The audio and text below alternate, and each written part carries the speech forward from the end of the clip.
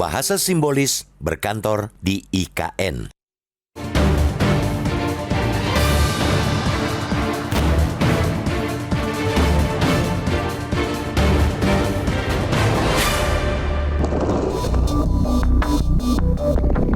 Dua periode memimpin Indonesia, Presiden Joko Widodo sudah sering menunjukkan kesukaannya bicara dengan bahasa simbol. Maka kita pun maklum jika pilihan Presiden untuk berkantor di Ibu Kota Nusantara atau IKN sampai 19 Oktober juga bermakna simbolis. Memang, Joko Widodo juga telah menyatakan jika selama 40 hari berkantor di IKN itu, ia tidak terus-menerus berada di Penajam Pasir Utara. Joko Widodo akan tetap berkeliling Indonesia, tetapi bertolak dan kembali ke IKN. Bagaimanapun, itu tidak mengubah dari simbol Joko Widodo untuk menunjukkan pemenuhan janjinya untuk pindah ke IKN meski molor dari Juli.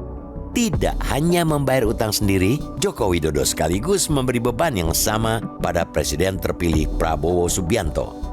Jika mulus menjalankan kemudi pemerintahan dari IKN hingga H-1 pelantikan, Joko Widodo akan memberi sinyal bahwa tidak ada kendala teknis berarti. Meski penyelesaian IKN baru akan tercapai sekitar 20 tahun lagi, tidak ada halangan untuk berkantornya Presiden. Maka jika hal itu tidak berlanjut, faktor non-teknislah yang dihadapkan pada Prabowo.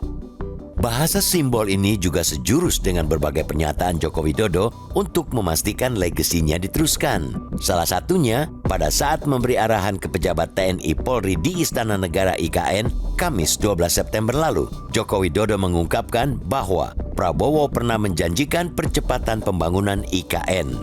Rapat-rapat yang telah digelar Presiden di IKN juga menjadi sinyal bahwa koordinasi dengan elemen-elemen penting negara sudah mulus dilakukan.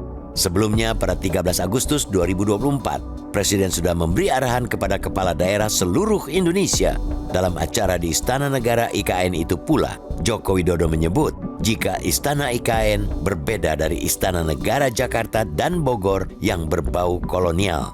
Sederet pernyataan dan sikap inilah yang menunjukkan berkantor di IKN lebih terasa sebagai narasi sugestif ketimbang perubahan mindset dan birokrasi yang rumit menjadi efisien. Sebab, meski Istana Negara telah berfungsi dan kantor 4 kementerian, koordinator diperkirakan selesai Oktober ini, berjalan lancarnya birokrasi masih membutuhkan waktu panjang.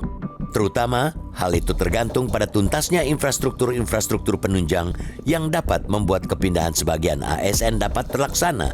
Tanpa itu, birokrasi bukannya menjadi efisien, malah bisa jadi 2 kali lebih rumit dan mahal karena rantai terpisah di 2 kota. Betul bahwa proyek panjang IKN harus didukung untuk berhasil. Ini bukan saja karena biayanya yang mahal, yakni totalnya membutuhkan dana 466 triliun rupiah termasuk 89,4 triliun rupiah APBN, melainkan IKN merupakan kebutuhan jangka panjang Indonesia. Jika benar dan berhasil, IKN akan memberi daya ungkit pada pemerataan pembangunan dan kesejahteraan. Meski demikian, harus diakui, pembangunan IKN masih menyisakan banyak persoalan. IKN ibarat kolam kecil akan berbagai problem besar yang tersisa dari 10 tahun pemerintahannya.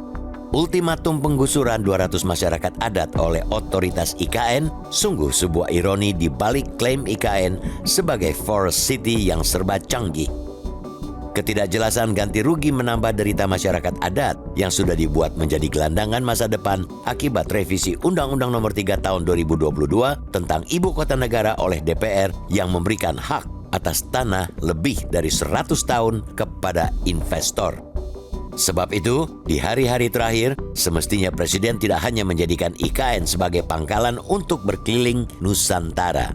Presiden mesti menyelesaikan masalah-masalah mendasar di IKN yang jauh lebih besar daripada masalah teknis infrastruktur. Presiden mestinya sadar, tanpa keadilan bagi masyarakat adat, IKN malah potret nyata kolonialisme internal.